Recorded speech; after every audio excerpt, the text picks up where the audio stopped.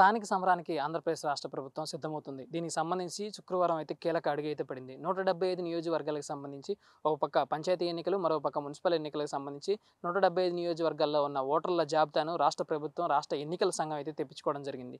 ఈ క్రమంలోనే నిన్న మున్సిపల్ మినిస్టర్ నారాయణ కూడా రాష్ట్ర ఎన్నికల ప్రధాన అధికారితో భేటీ కావడం అనేది ప్రాముఖ్యాన్ని సంతరించుకుంది. ఈ క్రమంలో చూసుకున్నట్లయితే ఈ నెల 19వ తారీఖున సీఎం చంద్రబాబు నాయుడు కూడా తెలుగుదేశం పార్టీకి సంబంధించిన ఎమ్మెల్యేలందరికీ టెలికాన్ఫరెన్స్ నిర్వహించారు. ఈ టెలికాన్ఫరెన్స్లో వచ్చే 3-4 నెలలు ఎన్నికలకు సిద్ధంగా ఉండాలని కూడా తెలియజేయడం జరిగింది. ఈ క్రమంలోనే రాష్ట్ర ప్రభుత్వానికి సంబంధించి ఏ క్షణమైనా ఎన్నికలకు సమాయత్తమయ్యేందుకు, దాంతోపాటు రిజర్వేషన్ల ఖరారుకు సంబంధించి కీలకమైన ఆదేశాలు కూడా వెలువడే అవకాశం ఉందని తెలుస్తుంది.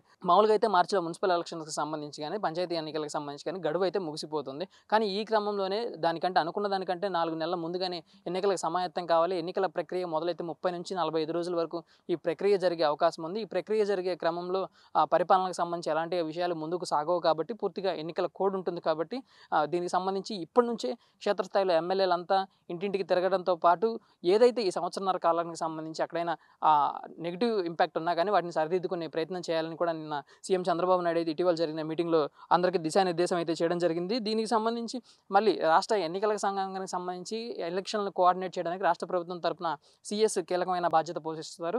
సో ఈ క్రమంలోనే సీఎస్ రిటైర్మెంట్ అవుతున్న నేపథ్యంలో ఆయన పదవీ కాలాన్ని మరొక 3 నెలలు అయితే పెంచడం జరిగింది. ఈ 3 నెలల పాటు రాష్ట్ర ప్రభుత్వానికి సంబంధించి సీఎస్గా ప్రస్తుతం ఉన్న విజయానందే కొనసాగుతారు. ఈ క్రమంలోనే మొత్తం మీద 2021 ఫిబ్రవరిలో పంచాయతీలకు సంబంధించి, దాని తర్వాత అదే ఏడాది మార్చిలో ఎన్నికలు అయితే జరగడం జరిగింది. 5 ఏళ్ల కాల క్రమేణా ఇవైతే ఇప్పుడు పూర్తవుతాయి. 2025 ఫిబ్రవరిలో పంచాయతీ ఎన్నికలు, 25 మార్చిలో మున్సిపల్ ఎన్నికలు అయితే నిర్వహించాల్సి ఉంది.